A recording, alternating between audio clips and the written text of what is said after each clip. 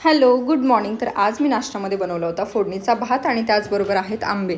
इथे मी आणि हे नाश्ताच करत होतो आणि पिकूचू इथे सॅड होऊन बसलाय कारण त्याला ना आम्ही आंबेच खायला दिले नाहीत आणि त्याला आंबे प्रचंड आवडतात. नाश्ता करून झाल्याच्या नंतर मी इथे बाहेर चालली होती, भरपूर ऊन होतं म्हणून म्हटलं चला स्टोलच बांधून जाऊयात आता. आणि येताना ना त्यांच्यासाठी लस्सी घेतली आणि तेवढ्यात बघते तर हे ना लस्सीच्या शॉपच्या बाहेरच उभे होते मला घेण्यासाठी.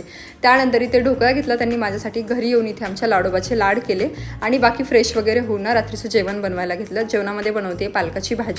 त्यासाठी मी पालक कट करून घेतला, त्यामध्ये टाकली हरभऱ्याची डाळ, लसूण, मिरची, हळद, मीठ, पाणी आणि कच्चे शेंगदाणे. आता इथे कुकरच्या 3 ते 4 शिट्ट्या होत आहेत. तोपर्यंत ना एक पार्सल आलं होतं, म्हटलं चला ते ओपन करून बघूयात त्यानंतर भाजीला फोडणी देऊयात. तर सगळ्यात अगोदर इथे भाजी मी हाटून घेतली आणि त्यानंतर कढईमध्ये टाकलं तेल, जिरे, मोहरी, लसूण, त्याचबरोबर हळद, तिखट आणि जी हाटलेली भाजी आहे ती.